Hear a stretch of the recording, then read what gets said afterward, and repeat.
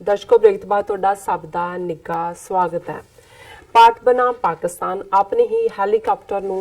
मार मुकाउण संबंधी भारतीय हवाई फौज का अद्धा सच डॉक्टर साहब ने तुहाडे नाल साझा किया। आई होप तुहानूं ये मुद्दा पसंद आया होएगा और असीं अपने दर्शकों नूं ये दस दईए कि तुसीं TV 84 की ऐप नूं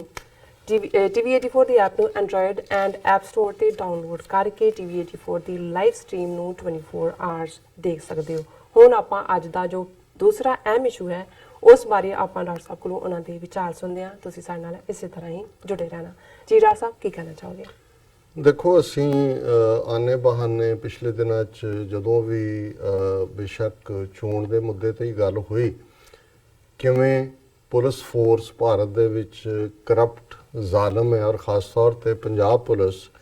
जिस फोर्स नूं वरतिया अंग्रेज़ां ने, क्योंकि दो ही वड्डियां स्टेटां जिन्हां ने उस पीरीयड दे विच अंग्रेज़ां दे खिलाफ आवाज़ चुकी, पंजाब जां बंगाल। सो पंजाब दे विच पुलिस नूं बहुत अख्तियार भी सी और जिहड़े टॉर्चर दे अजे भी तुसीं बहुत सारे थाणियां च इंटैरोगेशन सेंटरां च जिहड़ी इक्विपमेंट उत्ते पक्खे ते लटका के करना जां टॉर्चर दे जिहड़े तरीके सी और उस किस्म दीयां जंगाड़ियां होईयां चीज़ां अज भी तुहानूं मिलणगीਆਂ ਜਿਹੜੀਆਂ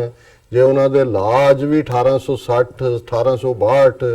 ਦੇ ਸੈਡੀਸ਼ਨ ਦੇਸ਼ ਧਰੋਹ ਦੇ ਲਾਵਾਂ ਦੇ ਕਾਨੂੰਨਾਂ ਦੇ ਥੱਲੇ ਉਹ ਬੁੱਕ ਕਰਦੇ ਨੇ ਤੇ ਟਾਰਚਰ ਦੇ ਵੀ ਉਹੀ ਤੌਰ ਤਰੀਕੇ ਔਰ ਉਹੀ ਲੋਕ ਆਪਣਿਆਂ ਚੋਂ ਹੀ ਜਿਹੜੇ ਨੇ ਉਸ ਦੇ ਲਈ ਜ਼ਿੰਮੇਵਾਰ ਨੇ ਜੀ। ਇੱਕ ਪਾਸੇ ਜਿੱਥੇ ਬੀਬੀ ਜਸਵੰਤ ਕੌਰ ਖਾਲੜਾ ਆਪਣੀ ਚੋਣ ਮੁਹਿੰਮ ਦੇ ਵਿੱਚ ਜਾਂ ਉਹਨਾਂ ਦੇ ਨੂੰ ਪਿਆਰ ਕਰਨ ਵਾਲੇ ਕੌਮ ਦੇ ਹਿੱਤਾਂ ਦੇ ਨਾਲ ਜੁੜੇ ਹੋਏ ਉਹ ਦੱਸ ਰਹੇ ਸੀ ਕਿ ਕਿਵੇਂ ਸਰਦਾਰ ਜਸਵੰਤ ਸਿੰਘ ਖਾਲੜਾ ਜਿਹੜੇ ਹਜ਼ਾਰਾਂ ਨੌਜਵਾਨ 1980 ਔਰ 1990 ਦੇ ਵਿੱਚ ਅਣਪਛਾਤੀਆਂ ਲਾਸ਼ਾਂ ਬਣਾ ਦਿੱਤੇ ਗਏ, ਉਹਨਾਂ ਨੂੰ ਪਛਾਣ ਦੇਣ ਦੇ ਲਈ ਅਲਟੀਮੇਟਲੀ ਜਸਵੰਤ ਸਿੰਘ ਖਾਲੜਾ ਖੁਦ ਵੀ ਅਣਪਛਾਤੀ ਲਾਸ਼ ਬਣਾ ਦਿੱਤੇ ਗਏ। ਇਹ ਵੱਖਰੀ ਗੱਲ ਹੈ ਕਿ ਕਿੰਨੇ ਕੁ ਲੋਕ ਜਿਨ੍ਹਾਂ ਦੀ ਜ਼ਮੀਰ ਜਾਗਦੀ ਹੈ ਇਸ ਆਵਾਜ਼ ਨੂੰ ਉਹਨਾਂ ਨੇ ਸੁਣਿਆ ਜਾਂ ਉਹ ਕੱਲ ਬਕਸਿਆਂ ਚੋਂ ਨਿਕਲੇਗਾ ਕੀ ਨਿਕਲਦਾ, ਲੇਕਿਨ ਇਹਦੇ 'ਚ ਕੋਈ ਸ਼ੱਕ ਨਹੀਂ ਹੈ ਕਿ ਇੱਕ ਪਾਸੇ ਉਹ ਆਵਾਜ਼ ਸੀ ਜਿਹੜੀ ਬਹਾਦਰ ਸਿੰਘਣੀ ਨੇ ਆਪਣੇ ਪਤੀ ਦੇ ਮਿਸ਼ਨ ਨੂੰ ਵੀ ਪਿਛਲੇ ਜਿਹੜਾ 24-25 ਸਾਲ ਸਿੰਸ 31 ਅਗਸਤ 1995 ਜਦੋਂ ਬੇਨਤਾ ਮਾਰਿਆ ਗਿਆ 6 ਸਤੰਬਰ 1995 ਨੂੰ ਉਹਨਾਂ ਨੂੰ ਚੁੱਕ ਲਿਆ ਜਾਂਦਾ ਹੈ। ਸੋ ਆਲਮੋਸਟ 24 ਸਾਲ ਉਹਨਾਂ ਨੇ ਇਸ ਸਾਰੇ ਨੂੰ ਜਾਰੀ ਰੱਖਿਆ। ਉੱਥੇ ਅਸੀਂ ਇਹ ਵੀ ਦੇਖਦੇ ਹਾਂ ਕਿ ਬਰਾਬਰ ਤੇ ਪੰਥਕ ਜਮਾਤ ਕੋ ਆਉਣ ਵਾਲਾ ਅਕਾਲੀ ਦਲ ਜਿਨ੍ਹਾਂ ਨੇ ਉਸ ਔਰਤ ਨੂੰ ਜਿਹੜਾ ਬਰਾਬਰ ਤੇ ਲਿਆ ਕੇ ਖੜਾ ਕੀਤਾ ਜਿਸ ਨੇ ਆਪਣੀ ਬੱਚੀ ਔਰ ਉਹਦੀ ਕੁੱਖ ਦੇ ਵਿੱਚ ਬੱਚੇ ਦਾ ਮਰਡਰ ਜਿਹੜਾ ਉਹ ਕੀਤਾ। ਕਾਨੂੰਨੀ ਤੌਰ ਤੇ ਉੱਥੇ ਪਤਾ ਹੈ ਜੱਜ ਵਿਕਦੇ ਨੇ, ਸੁਪਰੀਮ ਕੋਰਟ ਦਾ ਹਾਲ ਦੇਖ ਲਓ ਤੇ ਇਹ ਹਾਈ ਕੋਰਟ ਲੈਵਲ ਦੇ ਉੱਤੇ ਕਿਵੇਂ। ਸੋ ਉਹ ਇੱਕ ਵੱਖਰੀ ਕਹਾਣੀ ਹੈ ਪਰ ਇੱਕ ਤਬਕੇ ਤੋਂ ਇਹ ਸੁਣਨ ਚਾਹੁੰਦਾ ਸੀ ਜੀ ਇਹ ਹੁਣ 20-25 ਸਾਲ ਪੁਰਾਣੀਆਂ ਗੱਲਾਂ ਹੋ ਗਈਆਂ, ਉਦੋਂ ਜ਼ੁਲਮ ਹੋਏ ਹੋਣਗੇ, ਹੁਣ ਤਾਂ ਠੀਕ ਹੈ ਜੀ। ਪੰਜਾਬ 'ਚ ਦੇਖੋ ਜਿਹੜੇ ਅਫਸਰ ਨੇ ਹੁਣ ਜੋ ਤੁਹਾਨੂੰ ਕਿਤੇ ਰੋਕਣਗੇ ਵੀ ਬੜੇ ਰਿਸਪੈਕਟਫੁਲੀ ਬੋਲਦੇ ਨੇ, ਬੜਾ ਫਲਾਣਾ ਹੁੰਦਾ। ਆ ਚੋਣਾਂ ਦੇ ਨਾਲ ਹੀ ਦੋ ਘਟਨਾਵਾਂ ਜਿਨ੍ਹਾਂ ਦਾ ਰਿਸਪੌਂਸ ਇੱਕਦਮ ਆਪੋਜ਼ਿਟ ਹੈ। ਇੱਕ ਪਾਸੇ ਅਨਮੋਲ ਕਵਾਤੜਾ ਜਿਸ ਦੇ ਪਿਓ ਦੀ ਮਾਰ ਕੁਟਾਈ ਜਾਂ ਉਹਦੀ ਮਾਰ ਕੁਟਾਈ ਦੀ ਗੱਲ, ਕਿਉਂਕਿ ਉਹਦਾ ਪਿਓ ਕੌਂਸਲ ਇਲੈਕਸ਼ਨ ਲੜ ਰਿਹਾ ਸੀ, ਹੁਣ ਸਾਹਮਣੇ ਆਇਆ ਕਿ ਬਹੁਤ ਕੁਝ ਸਿਆਸੀ ਸੀ ਪਰ ਕਿਉਂਕਿ ਉਸ ਸਾਰੇ ਦੇ ਉੱਤੇ ਉਹ ਸੂਟ ਕਰਦਾ ਸੀ ਜਿਹੜੇ ਉੱਥੇ ਲੋਕਲ ਨੇ, ਸੜਕਾਂ ਵੀ ਬੰਦ ਹੋ ਗਈਆਂ, ਦੂਸਰਾ ਵੀ ਹੋ ਗਿਆ। ਲੇਕਿਨ ਜੇ ਤੁਸੀਂ ਇਸ ਸਾਰੇ ਚੋਂ ਇੱਕ ਚੀਜ਼ ਦੇਖੋ ਤੇ ਇਹ ਹਾਈ ਹੈਂਡਡਨੈਸ ਸਾਹਮਣੇ ਆਈ ਕਿ ਜਿਨ੍ਹਾਂ ਨੂੰ ਪੁਲਿਸ ਪ੍ਰੋਟੈਕਸ਼ਨ ਹੈ ਕਿਉਂਕਿ ਉਹਦੀ ਵੀ ਮਾਰ ਕੁਟਾਈ ਕਰਨ ਵਾਲੇ ਰੀਜ਼ਨ ਭਾਵੇਂ ਸਿਆਸੀ ਹੋਣ ਉਹਨਾਂ ਨੂੰ ਕਾਂਗਰਸ ਜਾਂ ਉਹਨਾਂ ਦੀ ਪ੍ਰੋਟੈਕਸ਼ਨ ਸੀ ਪਰ ਲੋਕਾਂ ਦਾ ਆਵਾਜ਼ ਹੋਣ ਦੇ ਉੱਤੇ ਕੇਸ ਰਜਿਸਟਰ ਹੋਣਾ ਵਾਣਾ ਕੀ ਹੈ। ਲੇਕਿਨ ਜਿਹੜੀ ਦੂਸਰੀ ਖਬਰ ਇੱਕ ਵਾਰ ਫੇਰ ਉਸ ਪਾਸੇ ਵੱਲ 1990 ਦੀ 80 ਦੀ ਯਾਦ ਦਹਾਨੀ ਕਰਵਾਉਂਦਾ ਹੈ ਕਿ ਕਿਵੇਂ ਪਿੰਡ ਦੇ ਵਿੱਚੋਂ ਮੁੰਡੇ ਚੁੱਕੇ ਜਾਂਦੇ ਸੀ, ਕਿਵੇਂ ਅਗਲੇ ਦਿਨ ਔਰ ਅੱਜ ਜਦੋਂ ਇਸ ਘਟਨਾ ਦੇ ਵਿੱਚ ਫੇਰ ਉਸ ਨਹਿਰ ਦਾ ਜ਼ਿਕਰ ਹੋਇਆ ਕਿ ਉਸ ਨਹਿਰ ਦੇ ਵਿੱਚ ਡੈੱਡ ਬੋਡੀ ਸੁੱਟੀ ਗਈ ਤੇ ਇੱਕਦਮ ਮੈਨੂੰ ਉਹਨਾਂ ਜ਼ਮਾਨਿਆਂ 'ਚ ਜਦੋਂ ਹਜ਼ਾਰਾਂ ਗਾਇਬ ਕਰਕੇ ਕੋਈ ਅਣਪਛਾਤੀਆਂ ਲਾਸ਼ਾਂ ਬਣਾ ਕੇ ਉਹਨਾਂ ਦੀ ਮਾਸ ਕ੍ਰੀਮੇਸ਼ਨ ਗਰਾਊਂਡ 'ਚ ਹੋਈ ਔਰ ਬਹੁਤ ਸਾਰੇ ਜਿਹੜੇ ਨੇ ਜਿਨ੍ਹਾਂ ਨੂੰ ਉਹ ਈਵਨ ਕ੍ਰੀਮੇਟ ਵੀ ਨਹੀਂ ਸੀ ਕਰਦੇ ਉਹ ਜਿਹੜਾ ਰਾਜਸਥਾਨ ਨਹਿਰ ਜਾਂ ਹਰੀਕੇ ਦੇ ਉੱਤੇ ਦਰਿਆਵਾਂ ਦੇ ਵਿੱਚ ਨਹਿਰਾਂ ਦੇ ਵਿੱਚ ਉਹਨਾਂ ਦੀਆਂ ਲਾਸ਼ਾਂ ਜਿਹੜੀਆਂ ਸਿੱਖ ਨੌਜਵਾਨਾਂ ਦੀਆਂ ਸੁੱਟਦੇ ਸੀ ਔਰ ਉਹਨਾਂ ਜ਼ਮਾਨਿਆਂ 'ਚ ਪਾਇਨੀਅਰ ਦਾ ਇੱਕ editorial C who dumped the bodies, ਜਿਹਨੂੰ ਅਸੀਂ ਕਾਫੀ ਇੱਥੇ ਸਰਕੂਲੇਟ ਉਸ ਜ਼ਮਾਨੇ 'ਚ ਕੀਤਾ। ਪਰ ਜਿਹੜੀ ਖਬਰ ਵੱਲ ਮੈਂ ਇਸ਼ਾਰਾ ਕਰ ਰਿਹਾ ਔਰ ਜਿਹੜੀ ਅੱਜ ਸਾਰੇ ਸੋਸ਼ਲ ਮੀਡੀਆ ਤੇ ਵੀ ਛਾਈ, ਜਦੋਂ ਸੋਸ਼ਲ ਮੀਡੀਆ ਤੇ ਕੋਈ ਗੱਲ ਆ ਜਾਂਦੀ ਹੈ ਲੋਕ ਉੱਥੇ ਇਕੱਠੇ ਵੀ ਹੋ ਜਾਂਦੇ ਨੇ ਤੇ ਫਿਰ ਥੋੜਾ ਬਹੁਤ ਇਹਨਾਂ ਦੀ ਵੀ ਮਜਬੂਰੀ ਬਣ ਜਾਂਦੀ ਹੈ। ਹੁਣ ਖਬਰ ਇਹ ਹੈ ਕਿ ਵੀ ਫਰੀਦਕੋਟ ਜ਼ਿਲ੍ਹੇ ਦਾ ਪਿੰਡ ਸੰਗਾਰੂਰ, ਅੰਗਰੇਜ਼ੀ 'ਚ ਕਿਉਂਕਿ ਮੇਰੇ ਕੋਲ ਹੈ, ਪੰਜਾਬੀ ਦਾ ਪ੍ਰਿੰਟ ਨਹੀਂ ਹੈ, ਉਸ ਦੇ ਵਿੱਚ ਜਿਹੜਾ ਜਸਪਾਲ ਸਿੰਘ ਨਾਂ ਦਾ ਇੱਕ ਨੌਜਵਾਨ, ਜਿਸ ਨੂੰ ਪਿੰਡ ਦੇ ਗੁਰਦੁਆਰੇ ਚੋਂ ਇਹਨਾਂ ਦਾ police CIA inspector Narinder Singh ਜਿਹੜਾ ਆਪਣੀ ਟੀਮ ਦੇ ਨਾਲ ਚੁੱਕ ਕੇ ਲਿਆਇਆ ਔਰ ਇਹ ਰੱਤਾ ਰੋੜੀ ਪਿੰਡ ਜਿਹੜਾ ਉਹ ਰੱਤਾ ਰੋੜੀ ਸੀ, ਉਹਦੇ ਗੁਰਦੁਆਰੇ ਚੋਂ ਇਸ ਨੌਜਵਾਨ ਨੂੰ ਚੁੱਕਿਆ ਔਰ ਇਹ ਜਿਹੜਾ ਇਹਨਾਂ ਦੇ ਕਹਿਣ ਮੁਤਾਬਕ ਪੁਲਿਸ ਵਰਸ਼ਨ ਹੈ ਕਿ ਜਿਹੜੀ rapid rural police response system ਸੀ ਉਹਨਾਂ ਨੂੰ ਕਾਲ ਆਈ ਔਰ ਜਿਹੜਾ ਕਾਲ ਕਰਨ ਵਾਲਾ ਸੀ ਉਹਨਾਂ ਨੇ ਕਿਹਾ ਜੀ ਕਿ ਜਿਹੜਾ ਇੱਕ ਨੌਜਵਾਨ ਸਾਡੀ ਬੱਚੀ ਨੂੰ ਹਰਾਸ ਕਰ ਰਿਹਾ ਔਰ ਇਹ ਜਿਹੜਾ ਨੌਜਵਾਨ ਹੈ ਆਪਣੇ ਦੋਸਤ ਦੇ ਨਾਲ ਗੁਰਦੁਆਰੇ ਦੇ ਵਿੱਚ ਰਹਿੰਦਾ ਔਰ ਉਹਨਾਂ ਨੇ ਜਿਹੜਾ ਸੰਡੇ ਆਫਟਰਨੂਨ ਜਿਹੜਾ ਉਹ ਜਾ ਕੇ ਉਹਨਾਂ ਨੇ ਉਹਨੂੰ ਰਾਤ ਨੂੰ ਚੁੱਕ ਕੇ ਲੈ ਆਂਦਾ ਔਰ ਅਗਲੇ ਦਿਨ ਜਦੋਂ ਹੁਣ ਉਸ ਨੌਜਵਾਨ ਦੇ ਜਿਹਦਾ ਨਾਂ ਜਸਪਾਲ ਸਿੰਘ ਹੈ ਔਰ 16-17 ਸਾਲਾਂ ਦਾ ਉਹ ਉਹਦੇ ਪੇਰੈਂਟਸ ਔਰ ਦੂਜੇ ਗਏ ਤਾਂ ਉਹਨਾਂ ਨੇ ਦੇਖਿਆ ਕਿ ਵੀ ਉਹ ਆਨਾਕਾਨੀ ਕਰਨ, ਕੋਈ ਜਵਾਬ ਨਾ ਦੇਣ ਔਰ ਫਿਰ ਇਹ ਗੱਲ ਸਾਹਮਣੇ ਆਈ ਕਿ ਜੀ ਉਹ ਤਾਂ ਗਾਇਬ ਕਰ ਦਿੱਤਾ ਗਿਆ ਔਰ ਫਿਰ ਖਬਰ ਦੂਸਰੀ ਜਿਹਦੇ ਤੋਂ ਹੁਣ ਦੂਜਾ ਜਿਹੜਾ ਪੁਲਿਸ ਇੰਸਪੈਕਟਰ CIA ਦਾ ਇੰਸਪੈਕਟਰ ਨਰਿੰਦਰ ਸਿੰਘ ਹੈ, ਇਸ ਬਾਰੇ ਵੀ ਇਹ ਆਈ ਜੀ ਉਹਨੇ ਆਪਣੀ AK-47 ਨਾਲ ਸੁਸਾਈਡ ਕਰ ਲਿਆ। ਹੁਣ ਦੋਨੋਂ ਹੀ ਔਰ ਇਸ ਦੇ ਉੱਤੇ ਲੋਕ ਵੀ ਇਕੱਠੇ ਹੋ ਗਏ, ਸੁਖਪਾਲ ਸਿੰਘ ਖਹਿਰਾ ਵੀ ਪਹੁੰਚ ਗਿਆ, ਜਿਹੜੇ ਐਕਟਿਵਿਸਟ ਉੱਥੇ ਸਾਡੇ ਆਮ ਲੋਕਾਂ ਚੋਂ ਨਿਕਲੇ ਨੇ ਉਹਨਾਂ 'ਚ ਉਹ ਵੀ ਸਾਰੇ ਉੱਥੇ ਹੋਏ, ਧਰਨਾ ਹੋ ਗਿਆ ਔਰ ਹੁਣ ਇਹ ਗੱਲ ਉਹਨਾਂ ਨੇ ਕਿਹਾ ਜੀ ਪੁਲਿਸ ਇਨਵੈਸਟੀਗੇਟ ਕਰ ਰਹੀ ਹੈ ਕਿ ਜੀ ਇਹ ਕੀ ਹੋਇਆ। ਉਹਨਾਂ ਨੇ ਕਿਹਾ ਜੀ ਲਹਿਰ ਜਿਹੜੀ ਉਹਦੀ ਲਾਸ਼ ਹੈ ਉਹਦੀ ਬਰਾਮਦਗੀ ਦੀ ਕੋਸ਼ਿਸ਼ ਹੋ ਰਹੀ ਹੈ, ਜਿਹੜੇ ਦੂਸਰੇ 2-3 ਪੁਲਿਸਮੈਨ ਇਹਦੇ ਇੰਸਪੈਕਟਰ ਦੇ ਨਾਲ ਸੀ ਤੇ ਹੁਣੇ ਆਇਆ ਜੀ ਕਿ ਉਹ ਨਹਿਰ ਦੇ ਵਿੱਚ ਸੁੱਟਤੀ ਗਈ। ਸੋ ਜਿਹੜੀ ਅਸੀਂ ਡਿਸਅਪੀਅਰੈਂਸ ਦੀ ਗੱਲ ਜਿਹਦੇ ਲਈ ਜਸਵੰਤ ਸਿੰਘ ਖਾਲੜਾ ਨੇ ਆਪਣੀ ਸ਼ਹੀਦੀ ਦਿੱਤੀ, ਅੱਜ ਇਸ ਰਾਜ ਦੇ ਵਿੱਚ ਔਰ ਜ਼ਾਹਿਰ ਹੈ ਕਿ CIA ਇੰਸਪੈਕਟਰ ਨਰਿੰਦਰ ਸਿੰਘ ਦੇ ਪੇਰੈਂਟਸ ਜਾਂ ਦੂਜੇ, ਦੇਖੋ ਇਹ ਜਿਹੜਾ ਸਟੇਟ ਦਾ ਸਿਸਟਮ, ਏਜੰਸੀਆਂ ਦਾ ਸਿਸਟਮ ਜਿਸ ਢੰਗ ਨਾਲ ਕੰਮ ਕਰਦਾ ਹੈ, ਤੁਸੀਂ ਕਿਸੇ ਪਾਸਿਓਂ ਵੀ ਜਾਓ, ਹੁਣ ਜਿਹੜੇ ਪੰਜਾਬ ਪੁਲਿਸ ਦੇ ਵਿੱਚ ਵੀ ਮੁੰਡੇ ਨੇ ਜਾਂ ਈਵਨ ਹੁਣ ਕੁੜੀਆਂ ਵੀ ਨੇ, ਵਿਮਨ 90% ਪਿੰਡੂ ਓਰੀਜਨ ਦੇ ਸਿੱਖ ਨੇ। ਬਿਲਕੁਲ। ਹੁਣ ਉਹਨਾਂ ਨੂੰ ਉਹ ਵੀ ਨੌਕਰੀ ਦੀ ਖਾਤਰ ਆਉਂਦੇ ਨੇ, ਸਿਸਟਮ ਇਸ ਕਿਸਮ ਦਾ ਉੱਤੋਂ ਹੁਕਮ ਹੁੰਦੇ ਨੇ, ਉਹ ਬਰੂਟੈਲਿਟੀ ਦਿਖਾਉਂਦੇ ਨੇ ਕਿਉਂਕਿ ਪ੍ਰਮੋਸ਼ਨ ਦਾ ਰਸਤਾ ਉਹਦੇ ਰਾਹੀਂ ਜਾਂਦਾ। ਜਿਨ੍ਹਾਂ ਨੇ ਸਿੱਖ ਨੌਜਵਾਨ ਝੂਠੇ ਪੁਲਿਸ ਮੁਕਾਬਲਿਆਂ 'ਚ ਮਾਰੇ, ਸਿਪਾਹੀ ਜਿਹੜਾ ਉਹ 8 ਸਾਲ ਦੇ ਵਿੱਚ SSP ਬਣ ਗਏ ਔਰ ਜਿਹੜੇ ASI ਲੱਗੇ ਸੀ ਉਹ ਜਾ ਕੇ DIG ਤੱਕ ਪਹੁੰਚ ਗਏ ਔਰ ਕੁਆਲੀਫਿਕੇਸ਼ਨ ਇਹ ਸੀ ਕਿੰਨੇ ਮੁੰਡੇ ਮਾਰੇ, ਕਿਹੜੇ ਥਾਣੇ ਤੋਂ ਲੱਗੇ, ਕਿੰਨਾ ਕੀ ਹੈ। ਸੋ ਇਸ ਸਾਰੇ ਨੂੰ ਮੈਂ ਦੇਖ ਰਿਹਾ ਤੇ ਮੈਂ ਇਹ ਸਮਝਦਾ ਵੀ ਚਲੋ ਇੱਕ ਗੱਲ ਪੋਜ਼ਿਟਿਵ ਹੈ ਕਿ ਇਹ ਥੋੜੀ ਜਾਗਰੂਕਤਾ ਹੈ ਲੋਕਾਂ 'ਚ। ਜੇ ਲੋਕ ਉੱਥੇ ਨਾ ਪਹੁੰਚਦੇ ਔਰ ਇਹ ਇਸ਼ੂ ਨਾ ਬਣਦਾ ਤੇ ਫਿਰ ਉਹ ਵੀ ਬਾਕੀਆਂ ਵਾਂਗ ਇੱਕ ਹਾਲਾ ਉਹਦਾ ਕੀ ਰੋਲ, 16-17 ਸਾਲ ਦਾ ਮੁੰਡਾ ਕਿਹਨੇ ਸ਼ਿਕਾਇਤ ਕੀਤੀ, ਕੀ ਹੈ, ਇਹ ਤਾਂ ਪੁਲਿਸ ਕਹਾਣੀਆਂ ਬਣਾਉਣ 'ਚ ਮਾਹਿਰ ਹੈ। ਸੋ ਇਹ ਗੱਲ ਦੱਸਦੀ ਹੈ ਵੀ ਸਿਸਟਮ ਦੇ ਵਿੱਚ ਕੁਛ ਨਹੀਂ ਬਦਲਿਆ। ਮੈਨੂੰ ਯਾਦ ਹੈ ਕਿ ਜਦੋਂ ਮਨਮੋਹਨ ਸਿੰਘ ਪ੍ਰਧਾਨ ਮੰਤਰੀ ਬਣਿਆ ਤੇ ਸਾਡੇ ਇੱਕ ਪਿਆਰੇ ਮਿੱਤਰ ਕੈਲੀਫੋਰਨੀਆ ਤੋਂ ਜਿਹੜੇ ਹਰ ਚੀਜ਼ 'ਚੋਂ ਹੀ ਹੋਪ ਲੱਭਦੇ ਨੇ ਔਰ ਕਿਤੇ ਨਾ ਕਿਤੇ ਬੈਨੀਫਿਟ ਆਫ ਡਾਊਟ ਦੇਣਾ ਚਾਹੁੰਦੇ ਨੇ ਉਹ ਸਿਸਟਮ ਨੂੰ, ਉਹਨਾਂ ਨੇ ਕਿਹਾ ਜੀ ਹੁਣ ਤਾਂ ਕੋਈ ਤਬਦੀਲੀ ਹੋਏਗੀ। ਤੇ ਮੈਂ ਉਹਨਾਂ ਨੂੰ ਕਿਹਾ ਜੀ ਜੇ ਜੇਲ੍ਹ ਦਾ ਜੇਲਰ ਬਦਲ ਜਾਏ ਤੇ ਜੇਲ੍ਹ ਮੈਨੂਅਲ ਤਾਂ ਨਹੀਂ ਬਦਲਦੀ। ਜੇਲਰ ਬਦਲਿਆ, ਉਹਦੇ ਸਿਰ ਤੇ ਟੋਪੀ ਹੈ ਕਿ ਉਹਦੇ ਸਿਰ ਤੇ ਬੋਦੀ ਹੈ ਕਿ ਉਹਦੇ ਸਿਰ ਤੇ ਪੱਗ ਹੈ, ਕੁਛ ਨਹੀਂ ਉਹਦਾ ਫਰਕ ਪੈਂਦਾ। ਇਹ ਸਿਰਫ ਜੇਲਰ ਹੀ ਬਦਲਿਆ। ਸਿੱਖਾਂ ਦੇ ਲਈ ਇਹ ਸਾਰਾ ਮੁਲਕ ਜੇਲ੍ਹ ਹੈ, ਸਿਸਟਮ ਇਹਨਾਂ ਦਾ ਰਿਪਰੈਸਿਵ ਹੈ। ਔਰ ਇੱਕ ਪਾਸੇ ਪੰਜਾਬ ਪੁਲਿਸ ਦੀਆਂ ਇਹ ਕਰਤੂਤਾਂ ਦੀ ਕਹਾਣੀ ਸਾਹਮਣੇ ਆ ਰਹੀ ਔਰ ਦੂਸਰੇ ਪਾਸੇ ਜਿਹੜੀ ਮੀਡੀਆ ਨੇ ਖਬਰ ਤਾਂ ਨਹੀਂ ਦਿੱਤੀ, ਪਰ ਕੱਲ ਜਦੋਂ ਮੈਂ ਟ੍ਰਿਬਿਊਨ ਦਾ ਐਡੀਟੋਰੀਅਲ ਦੇਖਿਆ, ominous law draconian PCOCA raises its head again. ਔਰ ਇਹਦਾ ਲੁਬੇ ਲਵਾਬ ਇਹ ਹੈ ਕਿ Punjab police are once again pushing for the enactment of the stringent Punjab Control of Organized Crime Act. Fearing vendetta, it was rejected by Shromani Akali Dal regime earlier and opposed by legislature during the current dispensation too. ਹੁਣ ਇਹ police ਜਿਹੜੀ ਹੈ ਇਸ law ਨੂੰ ਬਣਵਾਉਣਾ ਚਾਹੁੰਦੀ ਹੈ, ਇਹਦੇ ਲਈ ਲੌਬੀ ਕਰ ਰਹੀ ਹੈ। ਇਹ ਲਾਅ ਕੀ ਹੈ? The proposed legislation is ominous. ਇਹ ਟ੍ਰਿਬਿਊਨ ਕਹਿ ਰਿਹਾ ਕਿ ਇਹ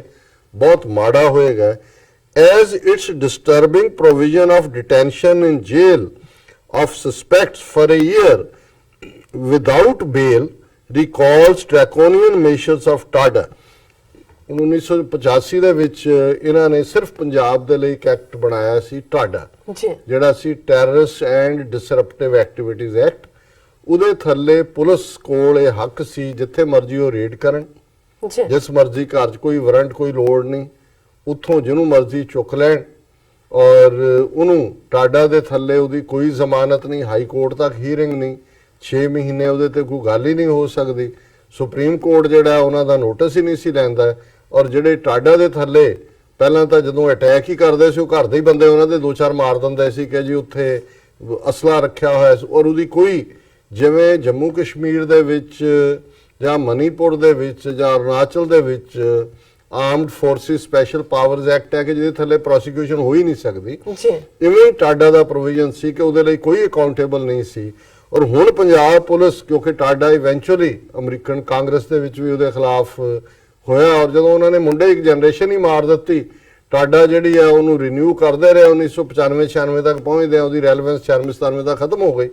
ਪਰ ਜਿਹੜੇ ਉਦੋਂ ਵੀ ਟਾਡਾ ਥੱਲੇ ਕੇਸ ਬਣੇ ਸੀ, ਅਜੇ ਵੀ ਉਹ 27 ਸਾਲ ਹੋਣ ਤੋਂ ਬਾਅਦ ਵੀ ਜਿਹੜੇ ਜੇਲ੍ਹਾਂ ਚੋਂ ਨਹੀਂ ਨਿਕਲ ਰਹੇ, ਉਹ ਉਸੇ ਹੀ ਟਾਡਾ ਕਾਨੂੰਨ ਦੇ ਪ੍ਰੋਵੀਜ਼ਨ ਥੱਲੇ ਉਹਨਾਂ ਤੇ ਟ੍ਰਾਇਲ ਚੱਲੇ। ਔਰ ਈਵਨ ਪ੍ਰੋਫੈਸਰ ਦਵਿੰਦਰਪਾਲ ਸਿੰਘ ਭੁੱਲਰ ਜਿਹੜਾ ਜਰਮਨ ਤੋਂ ਲੈ ਕੇ ਆਏ, ਉਹ ਵੀ ਉਸੇ ਟਾਡਾ ਦੇ ਥੱਲੇ। ਹੁਣ ਉਸ ਟਾਡਾ ਦੀ ਤਰਜ਼ ਦੇ ਉੱਤੇ ਪੰਜਾਬ ਪੁਲਿਸ ਜਿਹੜੀ ਹੈ ਇਸ ਐਕਟ ਨੂੰ ਬਣਾਉਣਾ ਚਾਹੁੰਦੀ ਹੈ, ਜਿਹਦੇ ਥੱਲੇ 1 ਸਾਲ ਤੱਕ ਕੋਈ ਜ਼ਮਾਨਤ ਦਾ ਪ੍ਰੋਵੀਜ਼ਨ ਵੀ ਨਹੀਂ ਹੈ, ਜਿਹਨੂੰ ਮਰਜ਼ੀ ਡਿਟੇਨ ਕਰ ਲੈਣ ਔਰ ਉਹਨੂੰ ਕਹਿਣਗੇ ਜੀ ਇਹ ਤਾਂ ਬੜਾ ਜਿਹੜਾ ਖਤਰਨਾਕ ਕ੍ਰਿਮੀਨਲ ਹੈ। ਤਾਂ proposed legislation is ominous as its disturbing provision of detention in jail of suspects for a year without bail, ਜਿਵੇਂ ਟਾਡਾ ਦੇ ਥੱਲੇ ਸੀ ਇਵੇਂ ਦਾ। ਔਰ ਉਹਨਾਂ ਨੇ ਕਿਹਾ ਕਿ ਵੀ ਇਹ ਜਿਹੜੀਆਂ ਟਾਡਾ ਦੇ ਥੱਲੇ ਸਵੀਪਿੰਗ ਪਾਵਰ ਸੀ ਲਾ ਐਨਫੋਰਸਮੈਂਟ ਅਥਾਰਟੀਜ਼ ਨੂੰ ਦਿੱਤੀਆਂ, ਉਹਦੇ ਥੱਲੇ ਕਿੰਨਾ ਮਿਸਯੂਜ਼ ਹੋਇਆ, ਕਿਵੇਂ ਜਿਹੜੇ ਨੌਜਵਾਨ ਗਾਇਬ ਕੀਤੇ ਗਏ। ਔਰ ਉਹਨਾਂ ਨੇ ਕਿਹਾ ਕਿ ਵੀ ਉਸ ਵੇਲੇ ਇਸ ਸਭ ਨੂੰ ਇਹ ਕਹਿ ਕੇ ਜਸਟੀਫਾਈ ਕੀਤਾ ਗਿਆ ਕਿ ਜੀ ਦੇਖੋ ਦੇਸ਼ ਦੀ ਏਕਤਾ ਅਖੰਡਤਾ ਨੂੰ ਖਤਰਾ ਹੈ। ਔਰ ਜਿਵੇਂ ਬਲਰਾਮ ਜਾਖੜ ਦੇ ਪਿਓ ਨੇ ਉਦੋਂ ਇਹ ਕਿਹਾ ਸੀ, ਇਹਦੇ ਸੁਨੀਲ ਜਾਖੜ ਦੇ ਪਿਓ ਨੇ, ਬਲਰਾਮ ਜਾਖੜ ਦਾ ਨਾਂ ਸੀ, ਉਹਨੇ ਕਿਹਾ ਸੀ ਕਿ ਅਗਰ देश की एकता अखंडता के लिए 2 करोड़ सिख भी मारने पड़े तो हम इससे हिचकिचाएंगे नहीं। सो यही आर्गूमेंट ਜਦੋਂ ਟਾਡਾ ਦੇ ਥੱਲੇ ਜਿਹੜਾ ਨੌਜਵਾਨ ਮਾਰੇ ਜਾ ਰਹੇ ਸੀ, ਕਿਤੇ ਜੇ ਆਵਾਜ਼ ਉੱਠਦੀ ਵੀ ਸੀ, ਉਹ ਕਹਿੰਦਾ ਸੀ ਨਹੀਂ ਜੀ ਦੇਸ਼, ਉਹਨੇ ਇਹ ਕਿਹਾ ਕਿ ਜੀ ਇਹੀ ਹਾਲਾਤ ਉਦੋਂ ਤਾਂ ਚਲੋ ਮਾਰ ਦਿੱਤੇ, ਜਿਹੜਾ ਉਹ ਇਹ ਸੀ ਕਿ ਜੀ ਦੇਸ਼ ਦੀ ਹੁਣ this time Punjab government is, ਹੁਣ ਕਿਉਂਕਿ ਬਹਾਨਾ ਇਹ ਲਾ ਰਹੇ ਨੇ, ਉਹਨਾਂ ਨੂੰ ਕਿਹਾ ਜੀ ਹੁਣ ਕੀ ਹੈ ਕਿ ਜੀ ਗੈਂਗਸਟਰ ਬਣੇ ਨੇ ਔਰ ਗੈਂਗਸਟਰਸ ਨੂੰ ਜਿਹੜਾ ਇਹ ਟੈਰਰਿਸਟ ਤਾਂ ਨਹੀਂ ਹੈਗੇ, ਇਸ ਲਈ ਇਹਨੂੰ ਤੁਸੀਂ ਕ੍ਰਾਈਮ ਰੋਕਣ ਦੇ ਥੱਲੇ ਬਣਾ ਦਿਓ ਲਾਅ ਨੂੰ ਔਰ ਅਸੀਂ ਆਰਗੇਨਾਈਜ਼ਡ ਕ੍ਰਿਮੀਨਲਸ ਦੇ ਨਾਲ ਡੀਲ ਕਰਨਾ। ਔਰ ਇਹ ਜਿਹੜਾ ਪੰਜਾਬ ਹਰਿਆਣਾ ਹਾਈ ਕੋਰਟ ਨੇ ਹੁਣੇ ਹੀ ਇਹਨਾਂ ਨੂੰ ਪੁੱਲ ਵੀ ਕੀਤਾ ਪਿੱਛੇ ਕਿ ਜਿਹੜਾ ਕਲਟ ਆਫ ਗੈਂਗਸਟਰਸ ਹੈ 6 ਮਹੀਨੇ ਦੇ ਵਿੱਚ ਦੱਸੋ ਕਿ ਵੀ ਤੁਸੀਂ ਜਿਹੜਾ ਇੱਕ ਪਾਸੇ ਕਹਿੰਦੇ ਹੋ ਜੀ ਅਸੀਂ ਕ੍ਰੈਕਡਾਊਨ ਗੈਂਗਸਟਰਸ ਤੇ ਕੀਤਾ ਔਰ ਉਹਨੂੰ ਤੁਸੀਂ ਬੜਾ ਲੈਂਦੇ ਵੀ ਹੋ, ਪਰ ਫਿਰ ਇਸ ਕਿਸਮ ਦੀ ਲਾਅ ਦੀ ਕੀ ਲੋੜ ਹੈ। ਫਿਰ ਇਹਦੇ 'ਚ ਉਹਨੇ ਕਿਹਾ ਕਿ ਵੀ ਇਹ ਬਜਾਏ ਕਿ ਜਿਹੜੇ ਅਸਲੀ ਇਸ਼ੂ ਨੇ, ਉਹਨੇ ਕਿਹਾ rather then walking up the path of A severe law the government would do well to address the twin crises of joblessness and agrarian distress, the youth will give up the gun। ਕਿ ਕਿਸਾਨ suicide ਕਰ ਰਹੇ ਨੇ, ਆਤਮਘਾਤ ਕਰ ਰਹੇ ਨੇ, ਉਧਰ unemployment ਇਸ ਹੱਦ ਤੱਕ ਹੈ ਕਿ ਚਪੜਾਸੀ ਦੀ ਨੌਕਰੀ ਨਿਕਲੇ ਤੇ PhD ਉਹਨੂੰ ਜਿਹੜੇ ਨੇ ਪਹੁੰਚਦੇ ਨੇ। ਔਰ ਮੈਂ ਕੁਦਰਤੀ ਅੱਜ ਇੱਕ ਵੀਡੀਓ ਕਲਿੱਪ ਜਿਹੜੀ ਸੰਗਰੂਰ 'ਚ ਜਿੱਥੇ ਕਿ ਸਾਰੇ ਵੋਟਾਂ ਦੇ ਲਈ ਲੱਗੇ ਹੋਏ ਸੀ, ਪਾਤੜਾਂ 'ਚ